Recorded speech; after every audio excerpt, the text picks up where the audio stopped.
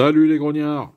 Alors, je suis vachement en retard pour vous présenter le numéro 176 de Veille Victis, puisqu'en effet, c'est le numéro septembre-octobre. Donc, c'est pour ça qu'aujourd'hui, je vous fais la revue de ce numéro, et demain, vous aurez la revue du numéro de novembre-décembre. Donc, alors, voilà la première page, enfin, la couverture exactement. Donc, le jeu de ce numéro, c'est Coppens 1781. Alors, je ne sais pas si je prononce bien. Chef-d'œuvre tactique en Caroline du Sud. Donc, évidemment, on est sur la guerre d'indépendance américaine. Et on va voir donc ce qu'il y a là-dedans. Alors, bon, comme d'habitude, on commence par les nouveautés pour les pousseurs de carton. Nouveautés des jeux de plateau. Alors, Twilight of the Reich, donc, voilà, Seconde Guerre mondiale.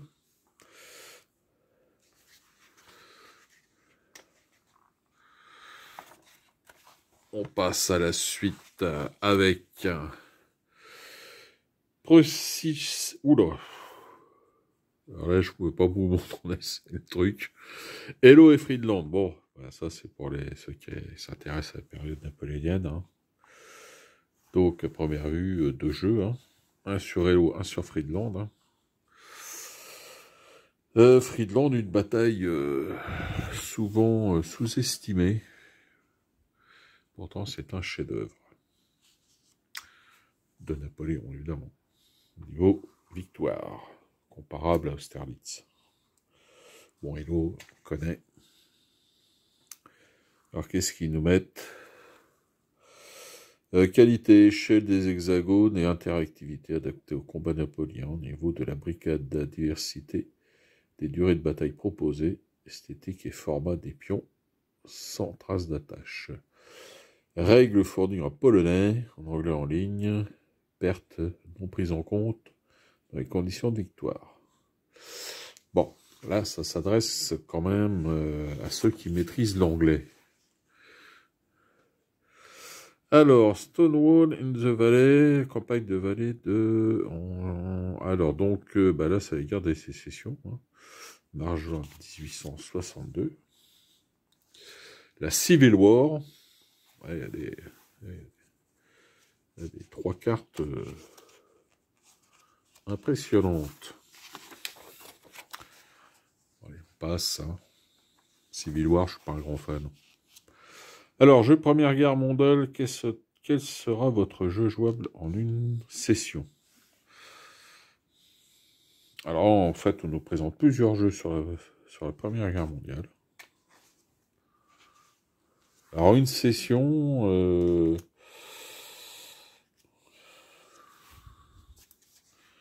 peut-être donc une journée.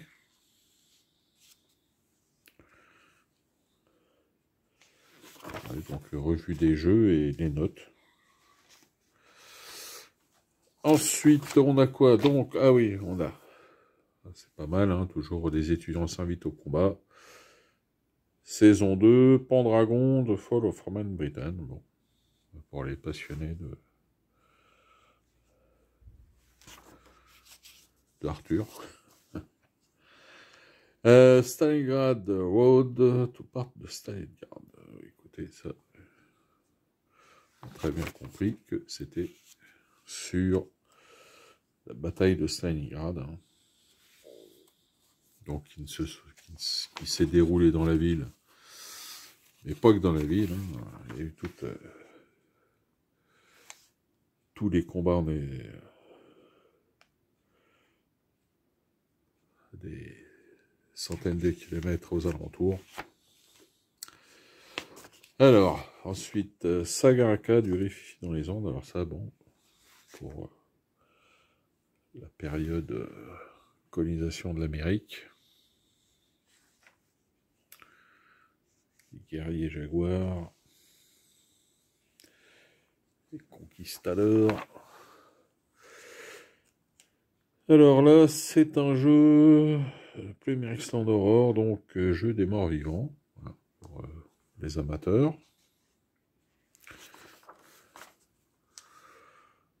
Pour ceux qui aiment briser des crânes à coups de masse. Alors, Incredible Courage, Austerlitz en version IXL. Ah oui, donc c'était pareil, un jeu de plateau. Là, par contre, on joue à l'échelle de l'escadron, je crois. Qu'est-ce qu'ils nous mettent? Effectif, organisation gérée conjointement, plaisir de jouer des compagnies et des escadrons. Ah oui. Défaut, carte globale encombrante, graphisme de la carte, compagnie d'élite ignorée. Donc là, on est vraiment dans la micro-gestion. Alors, bon, bah là, on passe donc au petit historique consacré donc avec le jeu en encart, pour ceux qui le prennent avec la version jeu.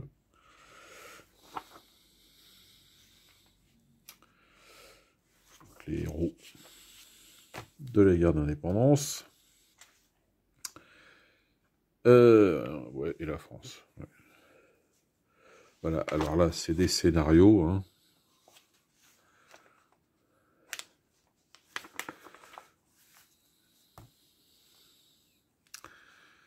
Alors là, on attaque la partie donc jeu figurine avec donc du... chaque fois j'oublie le nom.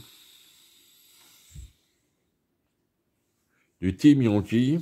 Donc Nordic Force et Scandinavie rejoignent Team Scandinavie rejoint Team Yankee, je vais y arriver.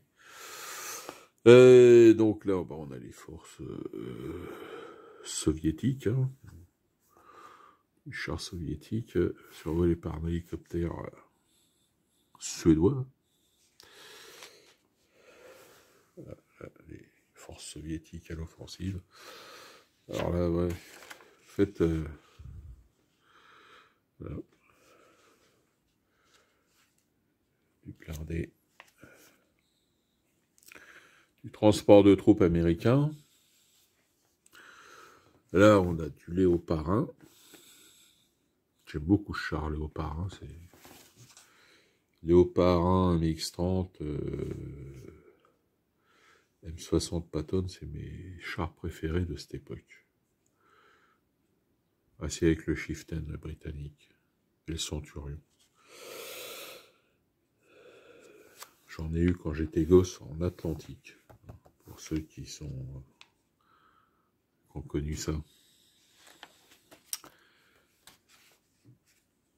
Alors, mots croisés, j'aime bien le jeu de mots. Atine et Ersouf, désastre et petite revanche du royaume de Jérusalem. Donc là, bah oui, voilà, Atine, hein, c'est grave défaite des Francs d'Orient, hein, de Jérusalem. Alors je ne sais pas pour quelle règle c'est fait.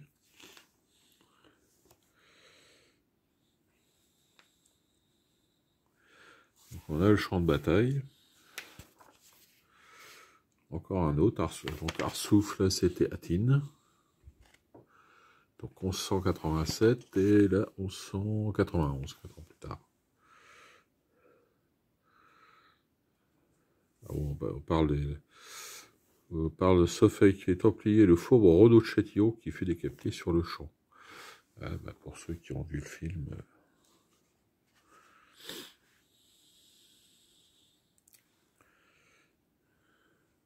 Là, on est à peu près dans l'historique. Alors, Alcazar Epic Battle, le Mas d'Hannibal marche sur Rome. Ok, ouais, c'est fait avec des figurines 2D. Pour ceux qui n'aiment pas peindre, ouais. Une marque fait de la figurine 2D. Ma foi. Hein. Là, c'est pas... Là, c'est de la... Là, je sais pas, là, non, ça c'est de la figurine classique. Il a donné, peut-être. Je sais pas. Alors, Bolt Action, Stalingrad, l'usine des tracteurs. Dzerzhinsky, première partie. Donc, on aura la deuxième partie, donc numéro suivant. Là, on a donc les armées, les Allemands. Moins nombreux, mais vétérans, hein, durcis et vétérans. Avec 2 blindés, un Panzer 4 et puis un Madère.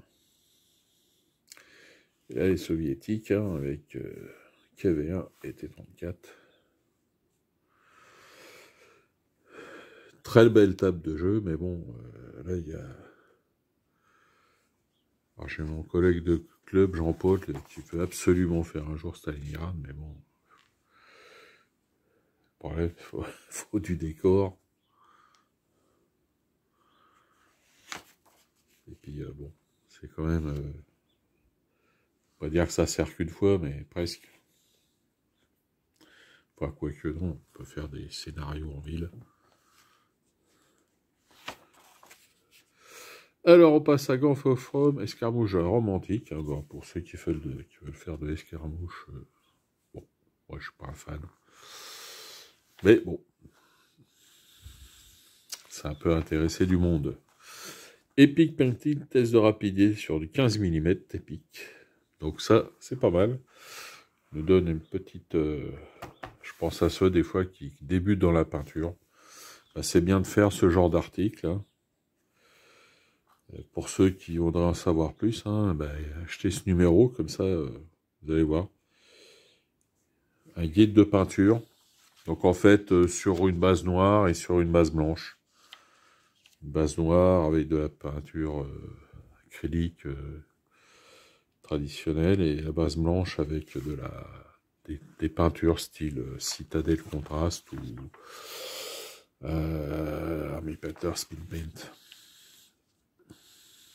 Alors, la Révolution se joue au sud, campagne des Carolines, 1780-1781. Alors, c'est sympa. Elle nous propose des scénarios, donc, de batailles historiques. Voilà. Avec des sortes de batailles. Un peu comme ils font sur le napoléonien.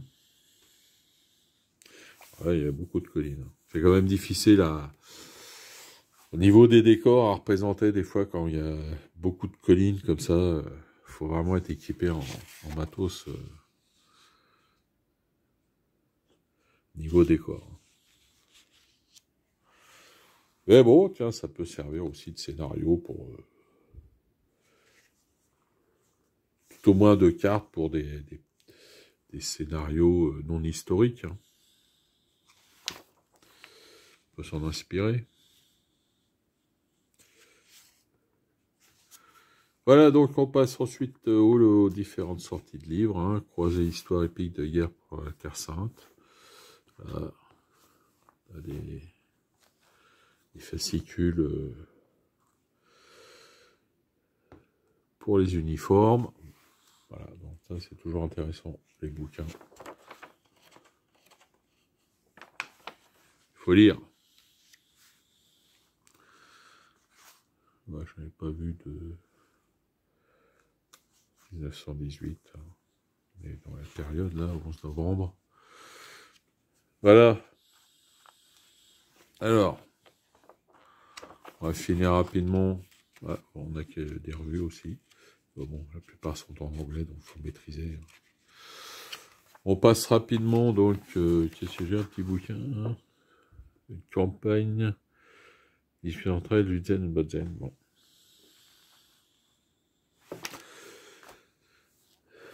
Alors, du décor, Bacchus 6 mm. Hein, Bacchus, c'est la marque de 6 mm qui est meilleure. On a du 15 mm. Cromartyr, Forge, 15 mm. Hein, des Alain, cavalier.